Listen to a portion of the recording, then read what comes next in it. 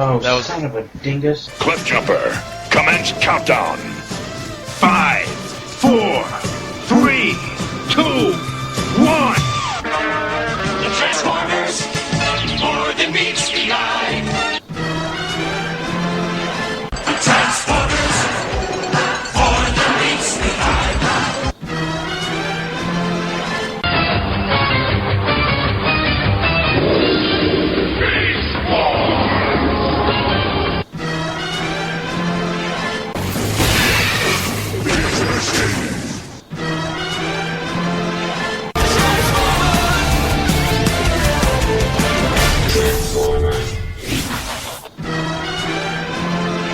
Hello, and welcome to the 30th episode of ToyCast, sponsored by BigBadToyStore.com, where as of right now you can save from 20 to 90% on over 1,000 items. I am your host, TFG1Mike, and joining me for the first time ever is Brian Kilby from Radio Free Cybertron. Hello. Hello, how's it going? Pretty good, how are you? Great. It's Monday, it's the start of the work week, and the start's over, so it's pretty good in here. Yeah, back to the grind. Before we get into the discussion here, I'd like to mention one of the last-minute holiday things BigBadToyStore.com is running. Holiday sale, 50 clearance items. We have just further reduced pricing on 50 items that would make great gifts for some on your list, or also a nice addition to your own shelf. Check out the list below for great details on great deals on G.I. Joe, exclusives, Transformers, various action figures, and more. There is still plenty of time to order for holiday delivery with ground shipping, so take your time and browse through the site for some excellent gifts. I gotta say, I love BigBadToyStore.com. They're awesome. Yeah, I just got a package today. I wasn't expecting it. Someone had gifted me the Secret Santa, no less, device label Ravage, so that was a very excellent surprise. So I love Big Bad Toy Store. Yeah, I've placed 2 orders with them so far. I got and everybody else knows this, but I got the Cobra Commander Mighty Mug, and I got the Wave 2 Transformers Mighty Mugs. It was the only way I could get Starscream and Grimlock in one thing, or else I'd have to find Starscream somewhere else, like eBay or something like that. And they are just, super fat.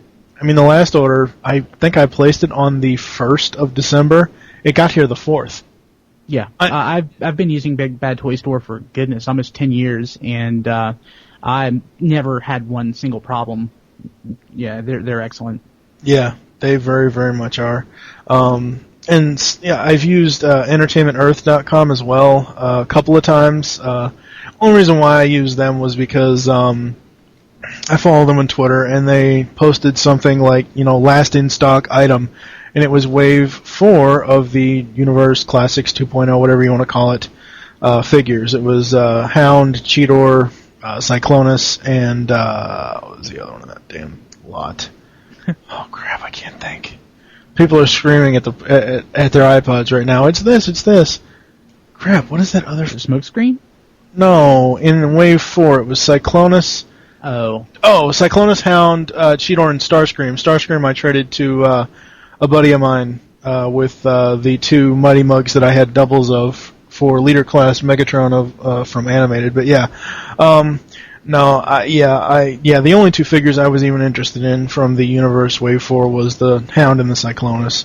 And really, I only wanted the Hound for Ravage.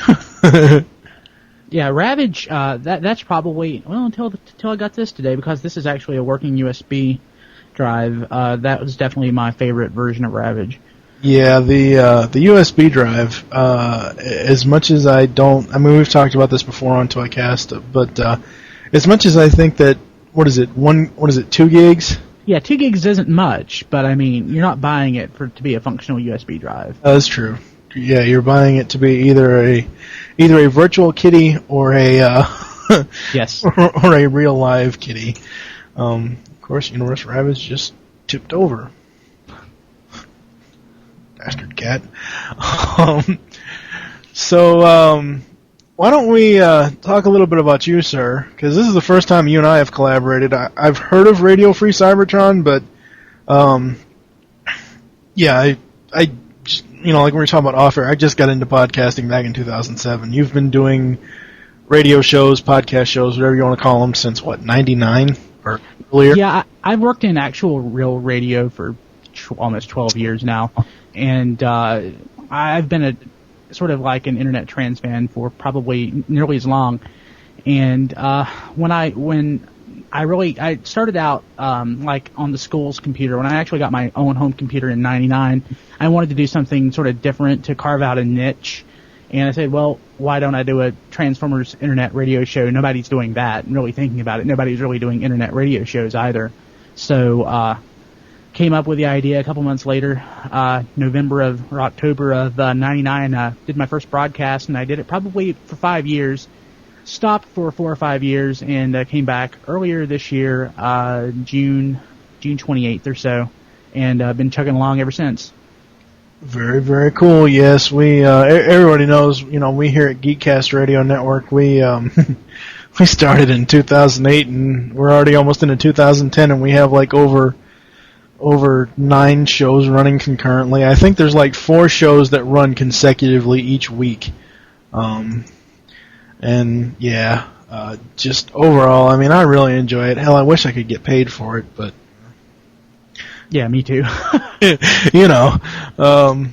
So I guess we'll get right into the toy discussion. I am going to go first, and I am picking Universe Hound with Ravage, as I said earlier. I like this Ravage, but I wish his head didn't look like Laserbeak. I mean, because really, if you look at his head, his neck is like super long, and then he kind of almost has a beak, not an actual jaguar mouth. I don't know. It's kind of weird. I wish I could. I should have got those old rockets, because I haven't tested that out yet. Supposedly, the G1 version's rockets can fit in this, but I've never tested it yet. Oh, me not. I haven't either. I didn't know that it would. I just assumed that it wouldn't. Well, I remember hearing it from Pia's review of Hound and Ravage. I just haven't tested it yet.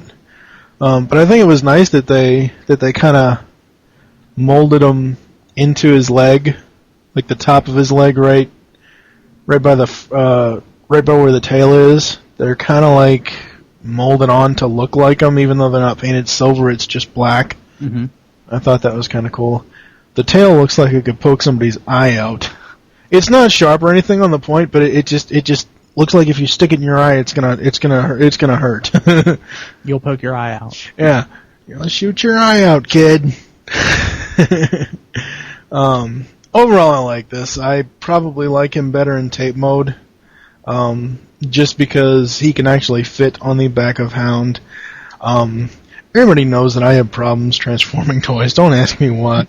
That's why I buy 2 toys. When I first got Animated Blur, I broke his legs off. Oh. I didn't do it intentionally. They just kind of popped off because I couldn't figure out the transformation.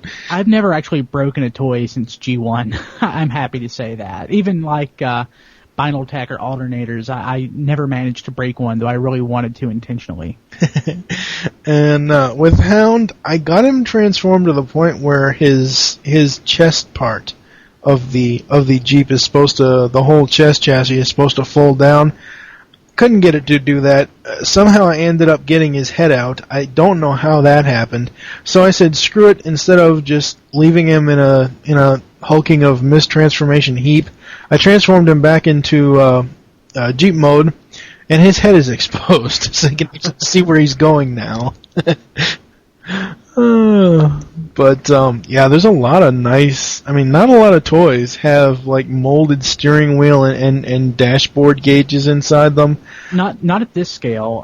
Maybe like Voyager class or something, but for deluxe, definitely not. Yeah, I mean this is very, very cool.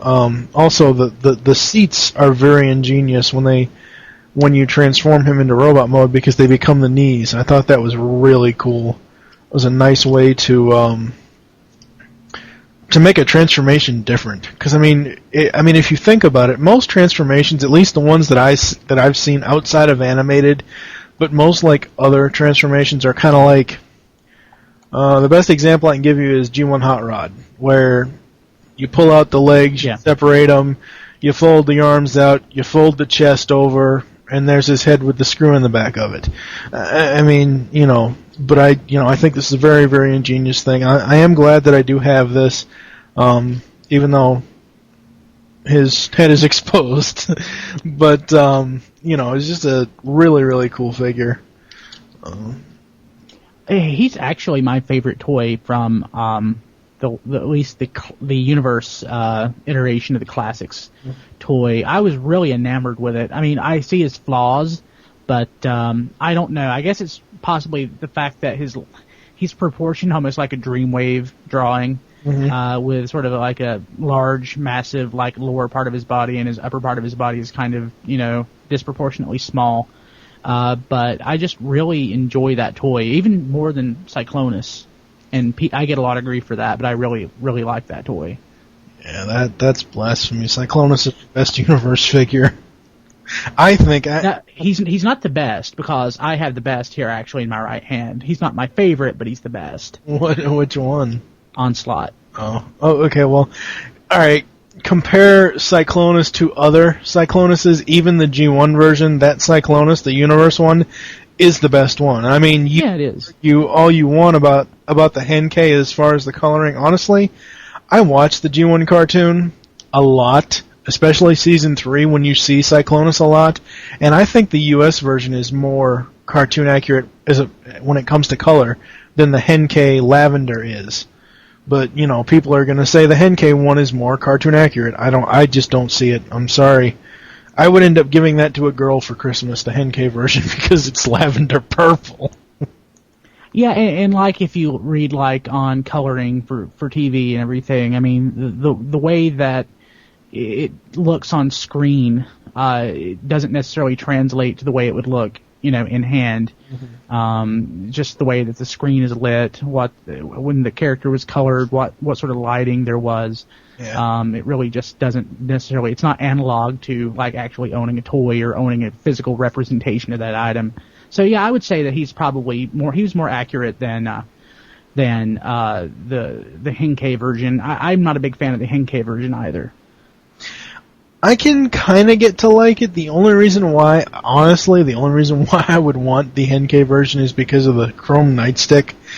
While I like the dark purple Cyclonus himself, I don't like the US version nightstick. I don't know. He's all purple.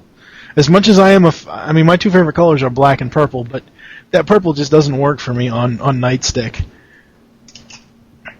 Honestly, silver, purple. I didn't buy the toy it's great that Nightstick's there. It's great that they use the Target Master gimmick, but the real centerpiece of that set is Cyclonus. He's a very, very good toy. Yes.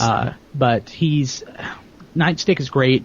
To me, Nightstick is completely ancillary to the toy, where Ravage, as far as Hound goes, is really is a real primary reason to own it, because Ravage is a very good representation of the character, if you can call him a character. But it's just great that they went with Ravage for Hound if they had to have sort of like a familiar or a pack-in toy, because of course the early G1. Was it More Than Meets the Eye Part 2 or 3 where Ravage and Hound went at it, or am I thinking a roll for it? No, it was Part 2. It was More Than Meets the Eye Part 2. Actually, it's very funny. I went back and I watched some G1 stuff, and Ravage in G1, at least the first 2 seasons, I think he's my favorite cassette in the cartoon. Out of those first 2 seasons, and I actually grabbed the audio from when he was captured by the Autobots and Hound was teasing him with the key, so I'll probably put that either at the beginning of this or the end of this episode.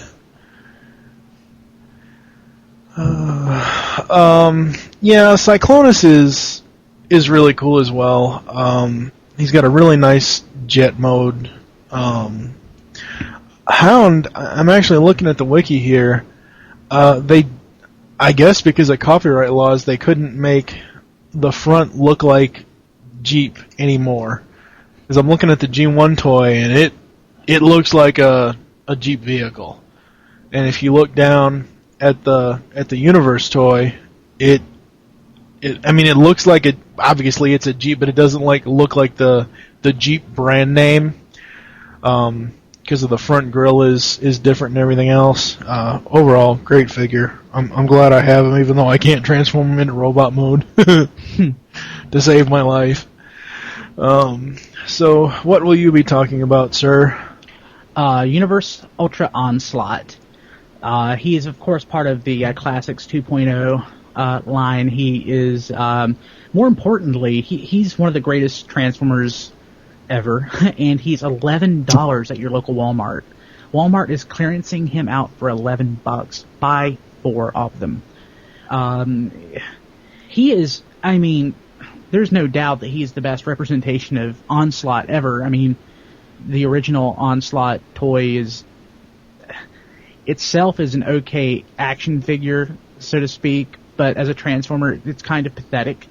His alt mode, the carrier, is pretty weak. It's long and it's kind of boring looking, where this toy, is exceptional in basically every way. It's an excellent homage to the original design while surpassing it in every conceivable way. The designers have gone where there might have been a hint of something in the original toy, like the shoulders. They completely and completely went in a completely different direction. The colors are reminiscent without being so closely bound to the toy to detract from it. The detailing on it is great. The tempoed SWAT text is great. More importantly, on the back of the shoulder, it says Monzo 12782, and as most people know, that's the screen name and birth date of Monzo, who is a Transformers fan and one of the citizens or denizens at the TF Wiki. So Monzo is he's helped out Hasbro over the years with reacquiring a lot of the trademarks that they've lost. So that was sort of a little favor to him. It's like, hey, what's your birth date? And this is your screen name, right? Okay, thank you. And several months later, he actually saw the toy with his name on it in Toy Fair. That had to be like an insane experience. But the transformation is not difficult. The kind of like an accidental homage to the original toy. The vehicle mode is really secondary to the robot mode. It's okay. It's not bad, and it totally looks like a SWAT vehicle. But that's sort of boring. But the robot mode is truly excellent, and also it's electronic, and the electronics don't detract from the actual toy. That's always been a problem. Yeah. For me anyway, with electronic Transformers. I absolutely, positively love Armada Jetfire. But I can't tell you how many times I've moved the tub that he's in, and I've heard the countdown of his gun get in the way. This right here, the sound effects are good. You don't accidentally trigger them, and overall, it's a great toy. I have very few complaints about it, and the fact that the robot mode is sublime, and it's one of the nicer robot modes of any Transformer that we've had. It's not too complicated. It's not too simple. It's really, in my mind, what a G1 toy would have been fast forward 20 years. Improvements in technology and such. He's awesome. Buy 10 of them. They're $11, for goodness sake. Yeah, I'm looking at the picture of him on the TF Wiki, and it occurred to me, if you took the wheels off, you took the tank turret off, and you made him a little bit more circular, it would be Cosmos. Maybe. He does kind of look... You could remold him into Cosmos, and I would love that, because I love Cosmos. I love Sea-Spray a little bit more, but I love Cosmos. Yeah. Sea-Spray always talk like this a little bit. Sea-Spray? Wow, you can actually do it. Holy crap. I'm assuming you've tried out for the voice acting class. No, I've never bothered doing that. I don't think they've ever done the Sea-Spray character for any of the BotCon stories. If they did, I would totally be there. Yeah. Do you have anything else you would like to talk about? Maybe the new cartoon or anything like that? Moonbase 2, they talked with David Wise a few weeks ago, and he talked about how he was participating with Hasbro in some unknown project, but he could tell more later. Then they talked to Michael Bell last week, and Michael Bell tipped his hat that he's, he was auditioning for the role of Ratchet, I guess, in Prowl.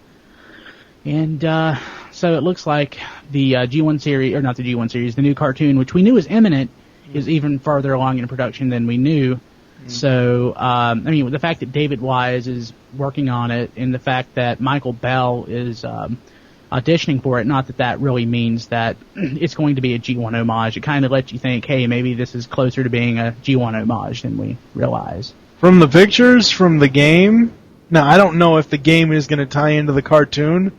From the pictures from the game, yeah, that looks awesome. I'm not too big into modern gaming. For me, I'm very much a 8-bit and 16-bit gamer. I don't really care so much for the 3D games, but yeah, the new game looks kind of like sort of almost like a War Within wannabe in the designs, or maybe I've only saw one screenshot, but maybe kind of like a cross of what War Within plus maybe Cybertron almost would look like. So yeah, it's actually funny when that news broke last week. We had just finished our David K interview, but we weren't going to be putting it up until this past Saturday. Mm-hmm. So in the interview, if people have listened to it, and you can head over to geekcastradio.com to listen to it. Yes, that was a shameless plug. At the end, I think the final question to him was, how does it feel that he's the only Transformer, or he's the only voice actor in Transformers history to switch sides? And I mentioned something about him outside of Sue Blue. He is probably the longest person that's involved in it outside of her. And he goes, "Oh yes, and she still will be." My jaw just dropped to the floor. I didn't think he was going to drop a bomb like that. And David had told us that he has read everything when it comes to the new cartoon. Whatever that they've made available. He didn't say whether he was going to be in it or even auditioning for it, but if he's read it, he's auditioned for it. Yeah, that's true. That's awesome. I love David K. He's incredibly talented. Didn't ask when we interviewed Gary Chalk. We didn't ask him about the new series. It really wasn't we really didn't think in terms of the new series. We were more interested in his career up to this point. Right. But I would love to see Gary Chalk or David K. back to reprise their role in sort of the recurring battle of good versus evil. Yeah. I love Gary Chalk as Optimus Primal and as Optimus Prime. David K. makes a great Megatron. His Optimus was very good, but his Optimus was very human, which is what I loved about it. Yeah, and it's fun. I mean, if you download our interview with him, you get special art that Steve Megatron had drawn up. He didn't draw it up. He took a picture. I told him to find a picture of human Optimus Prime from the Human Error episode of TFA, which it's basically a dead ringer for David K. And that's our exclusive art for that episode or that interview. And you know what? I honestly would love to see, and I know this probably will never happen. I would love to hear and see Peter Cullen as G1 Optimus and Gary Chalk as Shattered Glass Optimus. The two of them working together, that would be awesome. Yeah, that would be. Like I said, I doubt anything like that would ever happen, but who knows? Transformers keeps growing. Hasbro's budget keeps getting bigger and bigger. Maybe down the road they could afford to do something like that.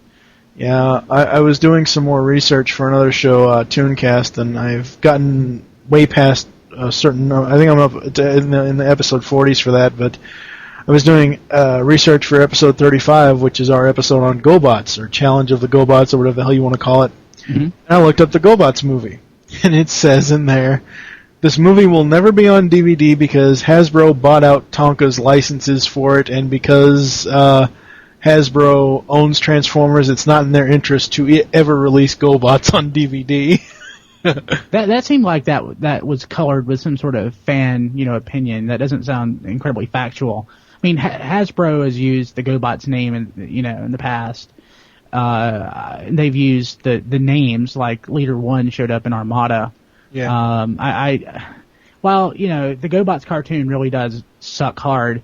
Other than maybe possibly losing money and releasing the DVD, they don't really have a reason not to, other than it's probably not going to be financially viable to do. Yeah, that's true.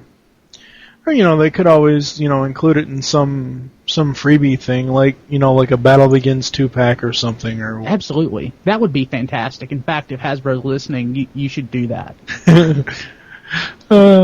Yes. What else?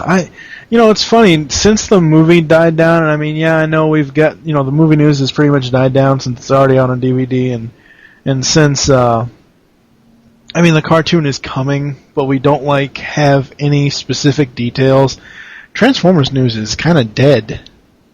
Yeah. Outside of toy releases. Yeah, that's the cool thing about, running a Transformers podcast or Transformers website. There is so much Transformers history to look back on and to work with. If you can't produce a Transformers podcast or a Transformers website or a Transformers blog or Transformers message board without, news, you might want to try harder, because when years ago, when I first became a fan, everyone had G1 and the comic to look back on, and to remember fondly. But now Transformers is such a huge property. While there's not that much news, years ago news would be, Big Lots got in a bunch of these old G2 watches. go to your Big Lots to look for the watch. So there's not a lot of news, but it's still a really good time to be a Transformers fan. A really, really good time. Yeah, I think the problem with first of all, I'm not a movie toy line fan. Me neither.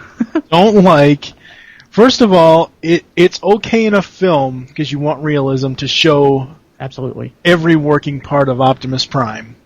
That's fine for the film. But I don't want to see the arm guts on the toy. There's only one movie toy that I bought, and that was Ravage. Just because Ravage is so cool, and he has no moving, outside of his tail and his mouth and his claws. He doesn't, because you don't buy Revenge of the Fallen Ravage for the alt mode. Let's face it, you don't. They don't even package it in the alt mode. Yeah, they package it in the cat mode. I think the problem with, and you can expound on this if you want to, I think the problem with movie 2 was overexposure.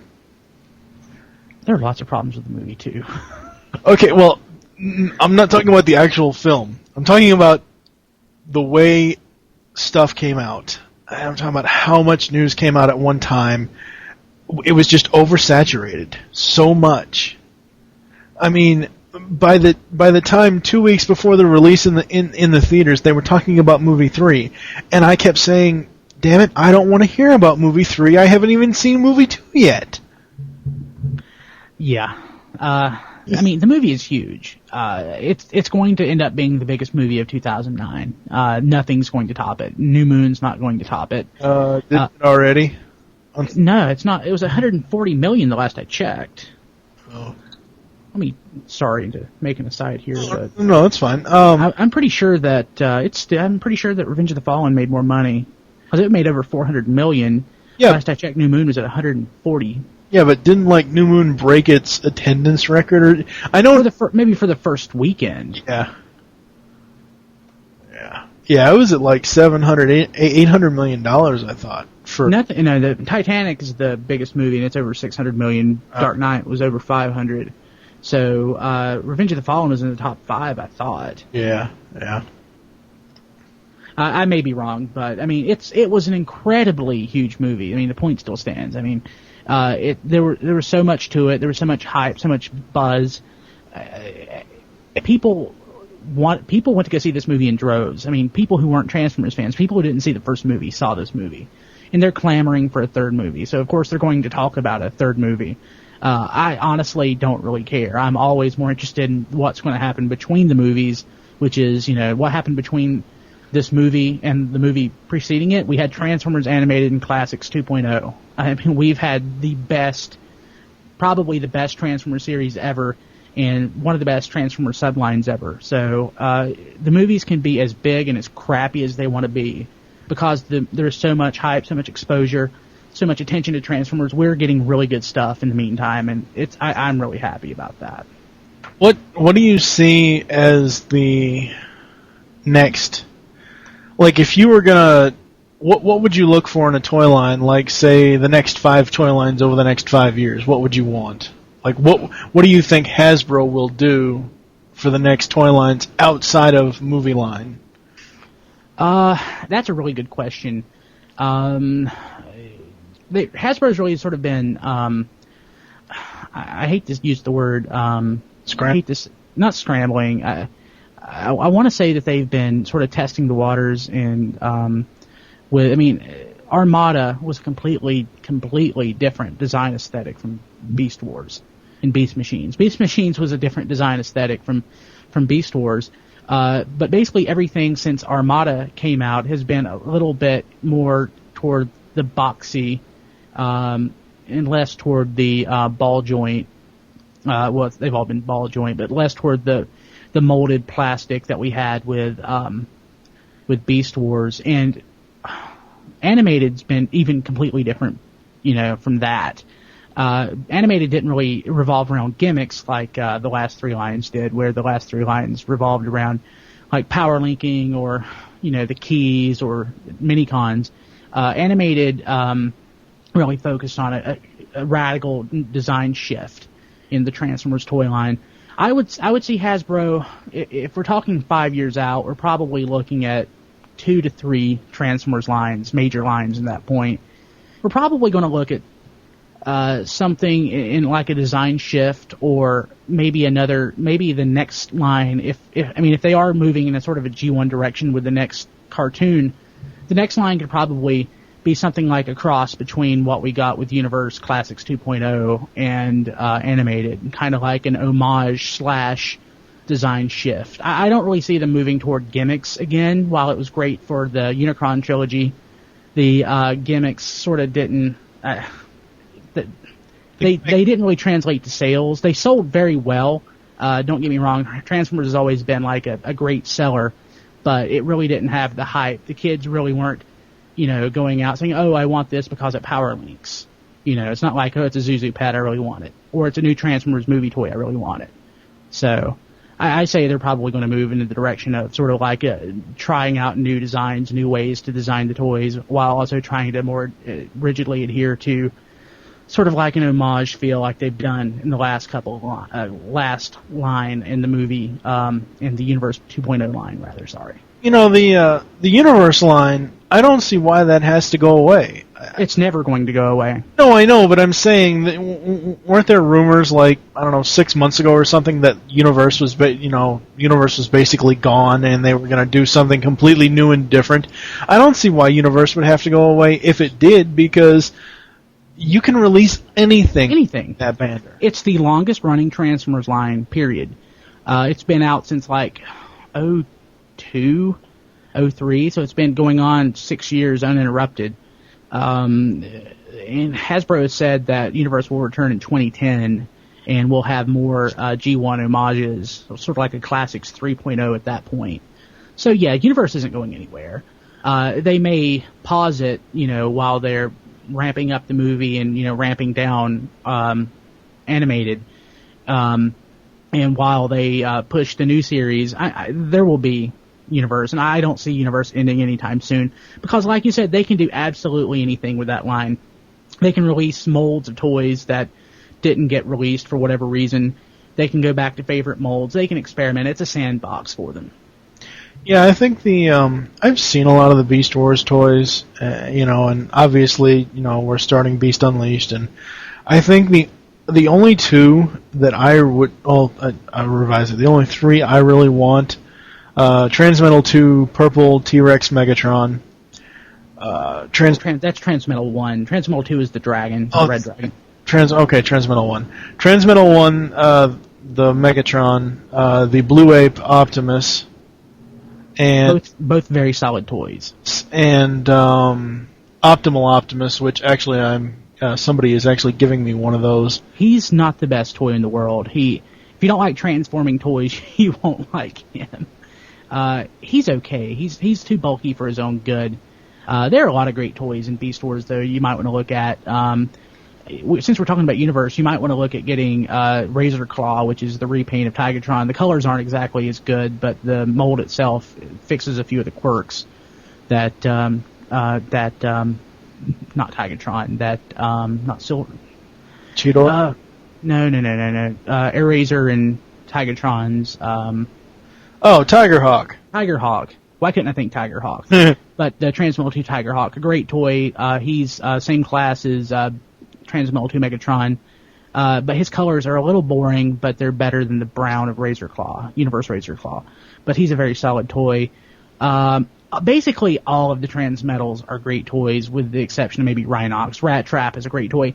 Possibly the best toy from all of Beast Wars is probably Transmetal 1 Cheetor. He's one of those toys that not only is a good Transformer, he's a solid action figure. He's posable, he looks good, he's well proportioned. He's a great toy. Beast Wars has a lot of great toys. I've seen the pictures of him, and that's the other one that I want. Skip Metal's Ravage, though. He's a remold of Cheetor, and not the best toy in the world. I had two of them, and I got rid of both. Is there a Beast Wars toy? I don't know. I haven't paid that much attention to the Beast Wars line, but is there a Beast Wars toy that is dedicated to Ravage that was in the cartoon? Metal's Ravage would be the one. He's the only one. Or you could, there's also Transmetal 2 Predacon Agent, which, oh goodness, I'm going to start rambling on about Ravage 3 Body's evolution. I'm going to save you that. He is also supposed to be Shadow Panther, and I guess sort of Ravage as well. He's the third form of Ravage. So yeah, Transmetal 2, Transmetal 2 Predacon Agent, and he is a repaint of Transmetal 2 Cheetor, if I remember correctly. He's sort of a blackish repaint. He was a Walmart exclusive, so yeah, you could look at it that way. I had Transmetal 2 Cheetor. I did not like him. He's not a good toy. They screwed that up so bad. Yeah, the first couple of iterations of Beast Machine's Cheetor kind of sucked the big one too. Night/Slash Cheetor is the only thing that really is the only good Cheetor toy after Transmetal 1. Yeah, the Transmetal 2 toy, I thought there was going to be a hell of a lot more black on him.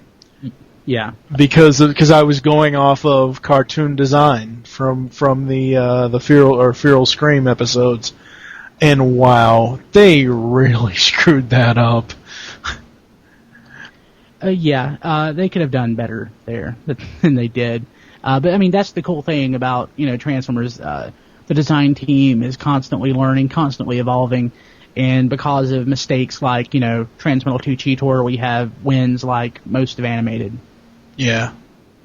I'm actually surprised that they didn't include Ravage at some point in Animated, either the show or the toy line. Yeah, they could have squeezed it in, at least in the cartoon, as like kind of like an Easter egg. I'm surprised they didn't. They may have, and I completely missed it. I should probably grab my copy of Allspark Almanac and read it a little further. Yeah, I've got one. I've looked through it. It's been a while since I've looked through it. Yeah, it's great. Jim Sorensen is a great guy. He's a longtime Transformers fan. He's one of the people that I've had the chance to meet. We've never actually crossed paths, but I've known who he is forever. I'm hoping this BotCon, I'm going to make a point to stop him in the hall and say hello to him. We talk occasionally, like on Facebook and such, but he's someone that I've not met that I really want to. Yeah, I actually, it's funny. I wanted the almanac, and I figured I would do something nice for whatever little listeners that we do have for this show.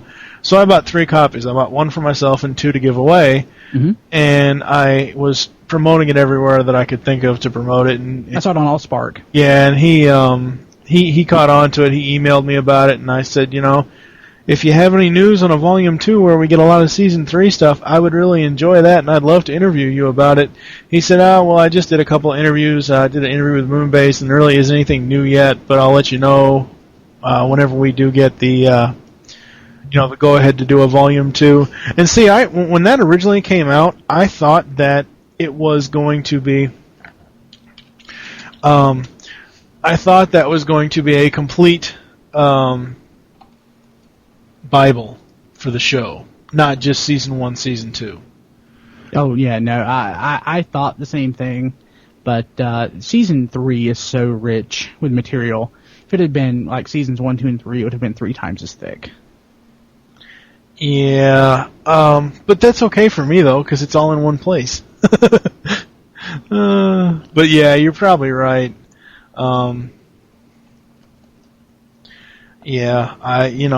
But I am glad that I do have it.